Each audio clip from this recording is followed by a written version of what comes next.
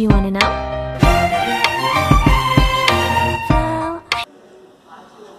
Hello दोस्तों, previous video में हमने देखा था कि इलेक्ट्रिसिटी दो टाइप की होती है, electrostatic and current electricity. But हम यहाँ बात करेंगे, अब अगले इस वीडियो में हम बात करते हैं कि इलेक्ट्रोस्टैटिक और करंट इलेक्ट्रिसिटी में डिफरेंस क्या है। तो इलेक्ट्रोस्टैटिक इट मीन्स जहाँ पर चार्ज जो होता है किसी भी बॉडी के अंदर वो रेस्ट कंडीशन में होता है। किस में होता है? रेस्ट कंडीशन में। ठीक है, अब चार्ज रेस्ट में होगा तो उसे हम बोलेंगे इलेक्ट्रोस्टैटिक।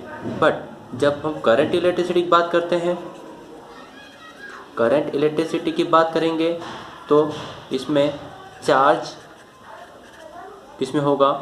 मोशन में होगा।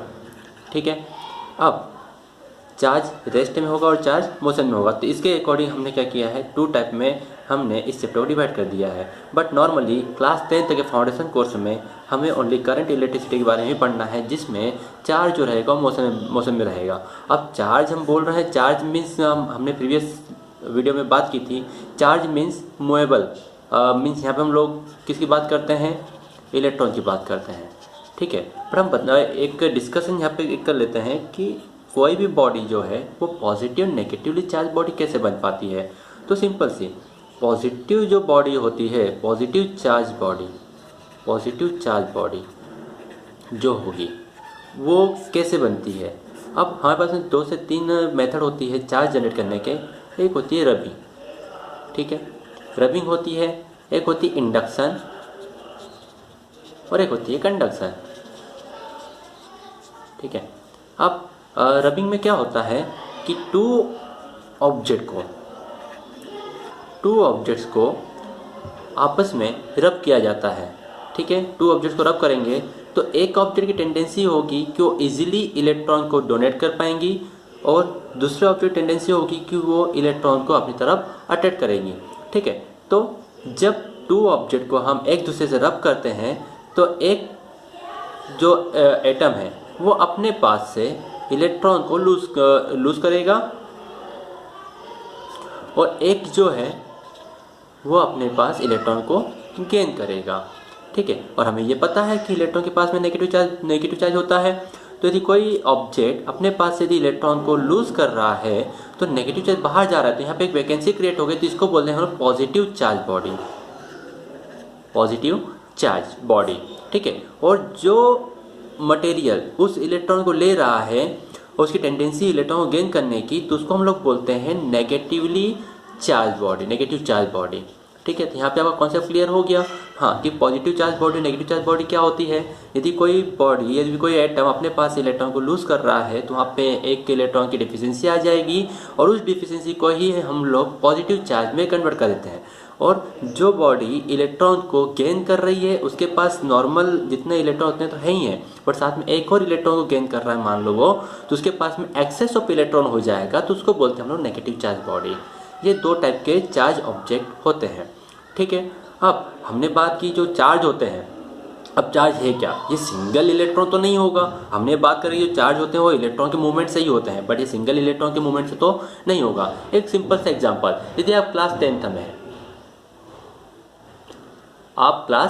10th में हैं और आपकी जो क्लास है वो कुछ नंबर ऑफ स्टूडेंट से मिलकर बनी हुई है। ठीक है, यदि आपकी क्लास में यदि वो नंबर ऑफ स्टूडेंट होंगे ही नहीं तो उस टाइम पर आपकी 10th क्लास एग्जिस्ट नहीं करेगी। मीन्स यहाँ पर एक चार्ज की प्रॉपर्टी आती है quantization of charge. Quantization of charge क्या होता है? सिंपल, ये आगे जाके बहुत काम में आता है कि हाँ कितने नंबर ऑफ इलेक्ट्रॉन मिलकर चार्ज बनाते हैं। ठीक है, तो यहाँ पे क्वांटाइजेशन ऑफ चार्ज को हम लोग capital Q equal two plus minus NE लिखते हैं। प्लस माइनस क्यों? Plus for positive charge, minus for negative charge, और N इंटू E। और E की वैल्यू यहाँ पे क्या होगी? 1.6 इंटू 10⁻⁹ कूलम। ठीक है, अब नॉर्मली हम यहाँ पर प्रोटॉन की बात तो नहीं करेंगे, जब भी बात करेंगे हम लोग इलेक्ट्रॉन की बात करेंगे तो मूवमेंट इलेक्ट्रॉन का ही होगा, इसलिए हम लोग यहाँ पे इलेक्ट्रॉन के पूरे चैप्टर में इलेक्ट्रॉन के लिए ही हम लोग यहाँ पे डिस्कस करेंगे। ठीक है, अब होगा क्या कि मान लो आपकी क्लास में, आप क्लास 10th की बात कर रहे हैं, तो क्लास 10th जो हो गया वो चार्ज हो गया, ठीक है। अब एक जितने भी स्टूडेंट हैं, हर एक स्टूडेंट को हमने इलेक्ट्रॉन बोल दिया है, तो ऐसे नंबर ऑफ स्टूडेंट मिलकर क्लास 10th फॉर्म करेंगे, ठीक है। वैसे ही बहुत सारे जितने भी इलेक्ट्रॉन्स इन्वॉल्व हो रहे हैं, नंबर ऑफ इलेक्ट्रॉन जो इन्वॉल्व हो रहे हैं, तो उन सभी को हम लोग क्या बोलते हैं, चार्ज बोलते हैं। तो हम यह बात करें कि 1 कूलम चार्ज में कितने नंबर ऑफ इलेक्ट्रॉन इन्वॉल्व होंगे, तो हमें नंबर ऑफ इलेक्ट्रॉन फाइंड करने हैं। Number of n equal to number of electron और E चार्ज ऑन 1 इलेक्ट्रॉन, ठीक है। ये सो हमें n की वैल्यू पता चल जाएगी 1 डिवाइड बाय 1.6 इंटू 10⁻⁻19 कूलम, ठीक है। तो हम लोग क्या करेंगे, जब हम लोग डिवाइड करेंगे तो हमारे पास आएगा 6.25 इंटू 10⁻18 मीन्स हम बात करें कि 1 कूलम चार्ज फॉर्म करने के लिए 6.25 into 10⁻18 number of electrons involve होते हैं, तब जाके वो 1 कूलम चार्ज फॉर्म करते हैं, ठीक है।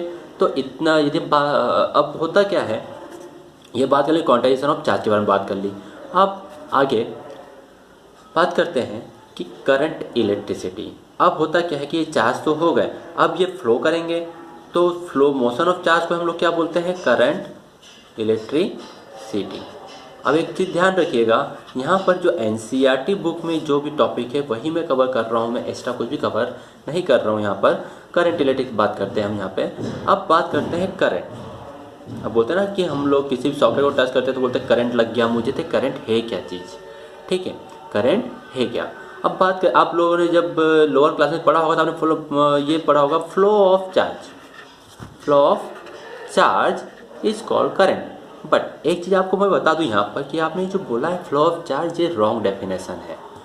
करेक्ट डेफिनेशन के लिए हमें ये पता करना होगा कि ये फ्लो ऑफ चार्ज जो है ये कितने टाइम में फ्लो हो रहे हैं। तो फ्लो ऑफ चार्ज पर unit time is called current, ठीक है।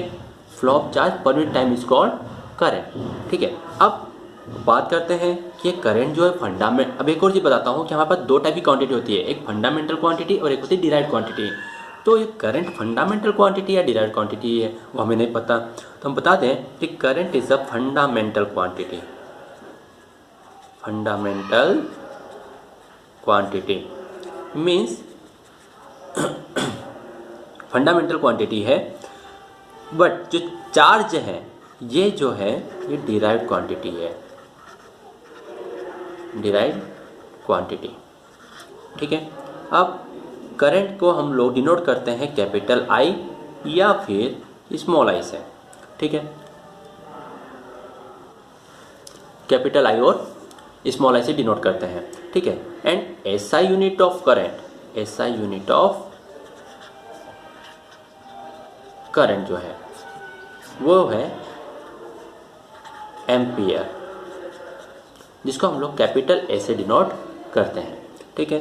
अब आप बात करेंगे अकॉर्डिंग टू, हम लोग अब यहाँ पे चार्ज टाइम के रिस्पेक्ट में हम लोग करंट को डिफाइन कर सकते हैं। तो हमने सेंटेंस क्या लिखा है, फ्लो ऑफ चार्ज पर unit time is called current. तो फ्लो ऑफ चार्ज मतलब कितने अमाउंट ऑफ चार्ज किसी पर्टिकुलर कंडक्टर के अंदर एक क्रॉस सेक्शन को क्रॉस करते हैं टी टाइम में is equal to the amount of current. Means मान लो एक कंडक्टर है,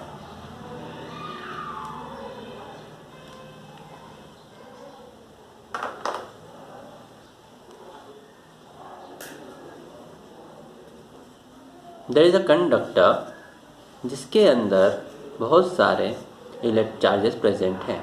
अब क्रॉस सेक्शन मतलब उसका इंटरनल, यदि हम इसको कट करते हैं सेंटर से तो उसका हमको जो एक एरिया दिखाई देता है वो क्रॉस सेक्शन। तो मान लो यहाँ से कुछ चार्जेस हैं या फिर कुछ इलेक्ट्रॉन्स हैं, वो कि इस क्रॉस सेक्शन को कितने टाइम में क्रॉस करते हैं। तो नंबर ऑफ चार्जेस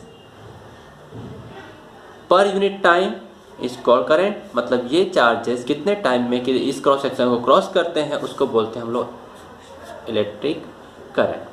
ठीक है, इलेक्ट्रिक करंट की SI यूनिट क्या हो गई, एम्पियर हो गई। और हम इसको एक और यूनिट दे सकते हैं, यदि हम बात करें कि 1 एम्पियर करंट जो है वो हम किसे बोलेंगे, तो 1 एम्पियर करंट को डिफाइन करना हो तो हम क्या बोल सकते हैं कि 1 कूलम चार्ज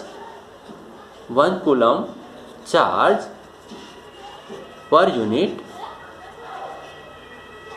टाइम, या फिर एक सेकंड के अंदर, कितने सेकंड के अंदर, 1 सेकंड के अंदर कितने चार्ज इस क्रॉस सेक्शन एरिया को क्रॉस कर रहे हैं, उसे बोलेंगे हम लोग 1 एम्पियर करंट। तो 1 एम्पियर करंट का हम लोग यदि हम MKH यूनिट बताते हैं तो 1 एम्पियर इक्वल टू हो जाएगा 1 कूलम अपॉन 1 सेकेंड।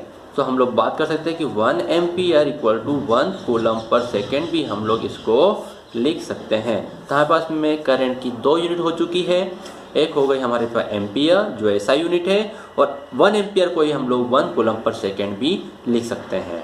ठीक है, इसके पहले हमने एक और चीज़, एक बात की थी, क्वांटाइजेशन ऑफ चार्ज के बारे में बात किया था। तो उसमें Q को हमने लिखा था N इंटू E। सो हम लोग यहाँ पर क्या करें, I equal to NE upon T भी लिख सकते हैं। ठीक है, NE अपॉन T लिखने के पीछे हमारा मेन मकसद क्या है कि मान लो हमारे पास में अमाउंट ऑफ करंट दिया हुआ हो, टाइम दिया हुआ हो, तो हम लोग ये पता कर सकते हैं कि इस पर्टिकुलर टाइम में और इतने इलेक्ट्रिक करंट में कितने नंबर ऑफ इलेक्ट्रॉन फ्लो हो रहे हैं या फिर मूव कर रहे हैं। ठीक है, या फिर हमें नंबर ऑफ इलेक्ट्रॉन गिवन हो और पर्टिकुलर टाइम गिवन हो, कितने इलेक्ट्रॉन इतने टाइम में फ्लो एक पर्टिकुलर क्रॉस सेक्शन को से पास हो रहे हैं, तो कितना अमाउंट का करंट पास हो रहा है, ये हम फाइंड कर सकते हैं। या फिर करंट दिया हुआ हो, नंबर ऑफ इलेक्ट्रॉन दिया हो, तो इस अमाउंट के करंट में इतने इलेक्ट्रॉन यदि क्रॉस कर रहे हैं तो उससे क्रॉस होने में कितना टाइम लगेगा, ये सभी हम इस फॉर्मूले से फाइंड कर सकते हैं। ठीक है, तो डियर स्टूडेंट, आप सब्सक्राइब करना मत भूलिएगा। ओके, जो नेक्स्ट पार्ट है वो जल्द ही अपलोड करने वाला हूँ, इस चैप्टर का अगला टॉपिक।